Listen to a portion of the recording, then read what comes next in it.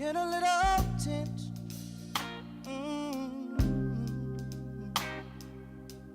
Like the river. Le CQDJ a pour entre autres mission d'apporter de l'assistance juridique aux personnes défavorisées. Nous avons remarqué, vous connaissez très bien le Burkina Faso, que la justice est devenue l'objet de cristallisation de toutes les attentions. Et une de ces causes, c'est le phénomène des détentions préventives, abusives, qui a motivé justement la mise en place de ce projet. Le plus gros impact négatif qu'a la détention préventive abusive, c'est la surpopulation carcérale, qui a elle-même des effets, à savoir des effets sur l'alimentation, la mauvaise alimentation des détenus, un impact au niveau de la santé des détenus puisqu'ils sont moins bien pris en charge.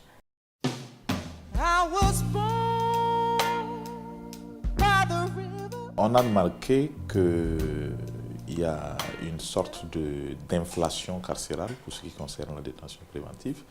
Un très fort pourcentage des personnes incarcérées est constitué de personnes en détention préventive, c'est-à-dire de personnes en attente de jugement. Près de la moitié des détenus dans la plupart de nos maisons d'arrêt attendent jugement.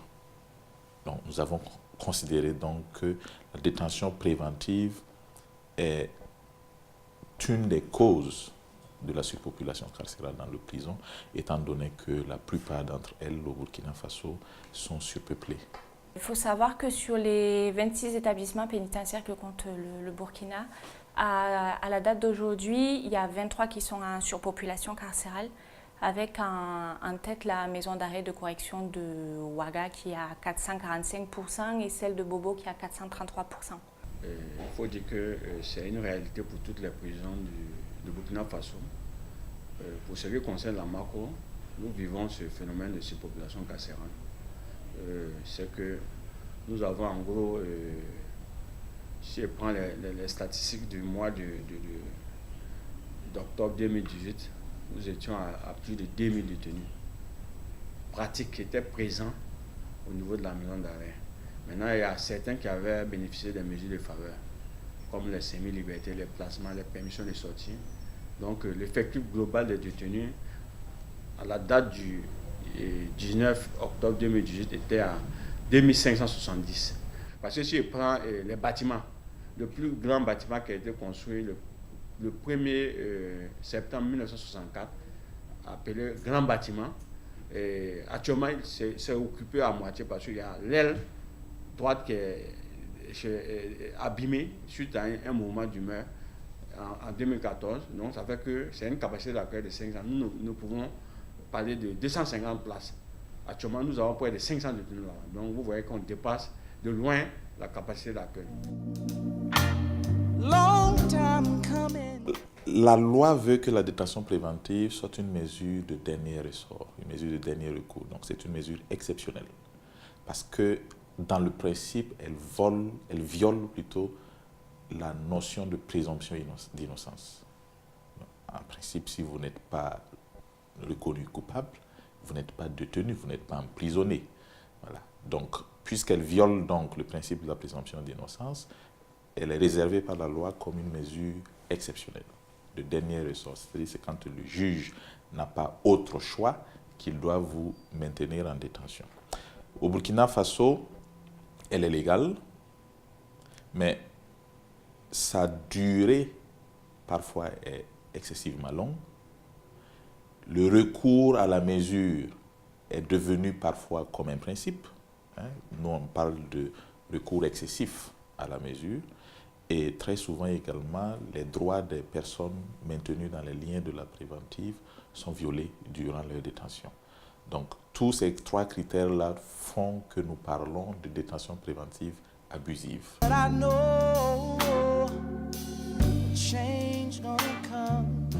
Jusque-là, le CQDJ a permis l'aboutissement de plusieurs cas de détention préventive abusive. L'activité a consisté en un accompagnement des détenus pour leur faire prendre conscience de leur situation en tant que détenus et de leur donner les possibilités juridiques que leur offre la loi en vue de l'amélioration de leur situation. Et le CQDJ, à travers ses PAD, a pu travailler à l'aboutissement de 123 cas de détention préventive abusive. L'aboutissement consistant en la libération de la personne préventivement détenue provisoirement en attendant son jugement. Donc, deuxièmement, un cas d'aboutissement, c'est quand la personne en détention préventive a été effectivement jugée. Troisièmement, c'est quand le titre de détention de la personne a été renouvelé, le titre de détention est devenu en temps non valide. Au-delà de ces résultats chiffrés, on peut dire que un certain nombre de pratiques ont été insinuées par la présence des PAD pénitentiaires au sein des maisons d'arrêt. C'est ainsi que nous avons noté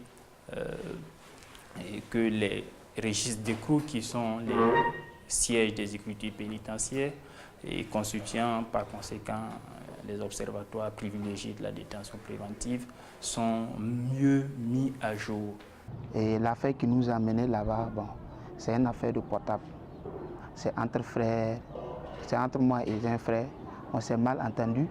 Et puis bon, il a décidé qu'on parte devant la justice. Bon, j'avais pas pris d'avocat parce que j'avais pas le soutien pour prendre un avocat. Et pendant toute j'ai fait plus de 34 mois de détention. Pendant les 34 mois de détention, j'ai été interpellé que 2 fois. Toutes mes demandes que j'ai écrites, je n'ai même pas eu de nouvelles de ces demandes. Donc je n'ai pas été jugé pendant 34 mois. Je suis là, je ne connais pas ce qui se passe. Je ne connaissais pas ce qui se passe au niveau du palais. Je ne connais pas à quel niveau est mon dossier. C'est grâce à l'ONG qu'on a eu la liberté. Mais la souffrance que j'ai vécue dans la prison, c'était des moments certainement difficiles. Oh yeah. And times can get rough, but still I know. Tugo le hasida. Mshele jinu anduga menga namsa misi. Bala kena menga karimi. Ayiga nandi hala wa mako wa sadi futenti tame to koma menga ya tuo. Donc bon, isa hana me gi ton me nuho yol katar pole sama hawa. Kitam titun ha am hayiga na tabela nan le bon wa wata ya nongo so. Suti ha kena be wo so kena la ton kam seba yilla ya tuo.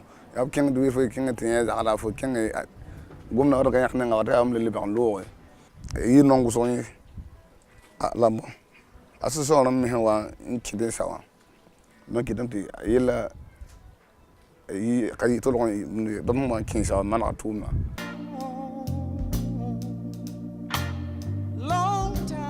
Le rôle du juriste pénitentiaire dans ce projet de lutte contre la détention préventive abusive était essentiellement l'action sur le terrain. Et moi, j'ai participé à cette action-là, essentiellement dans la ville de Bobo-Dioulasso. Alors, l'action proprement dite consistait en fait à obtenir des entretiens avec les détenus, qui étaient la cible principale du projet. Voilà. Ça consistait d'abord à avoir des interviews avec les différents détenus.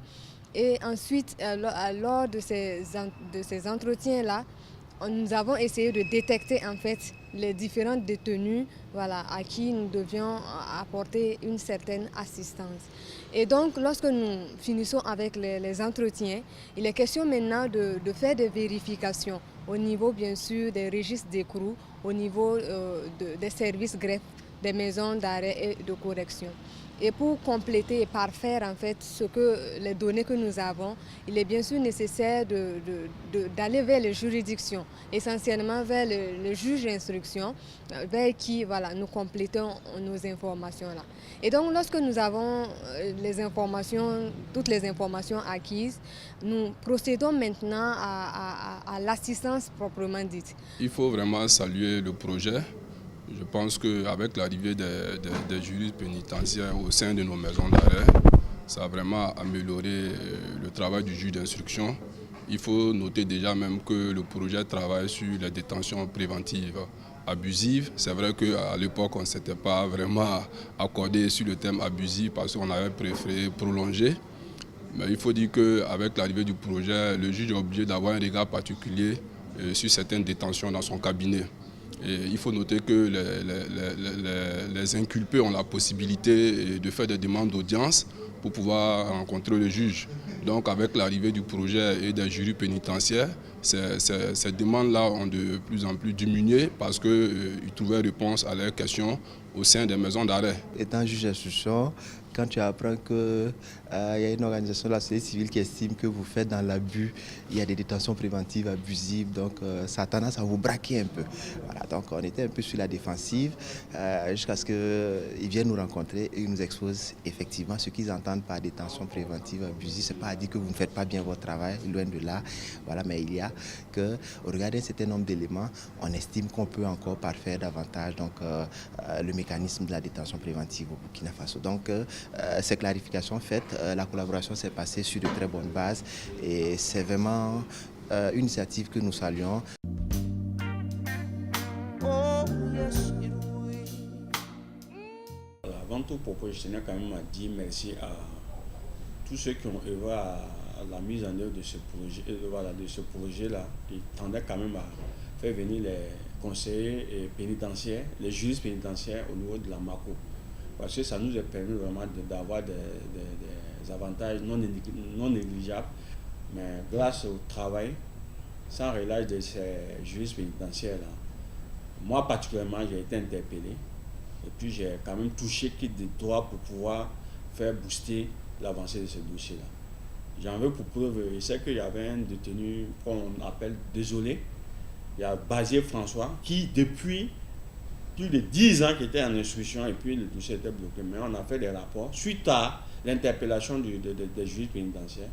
On a fait des rapports et puis l'autorité a été alertée et puis la liberté provisoire a suivi. Too hard living. Les perspectives, je peux dire que c'est d'abord l'élargissement du projet à des zones non encore touchées. Donc on a plus d'une vingtaine, autour de 26 maisons d'arrêt au Burkina Faso.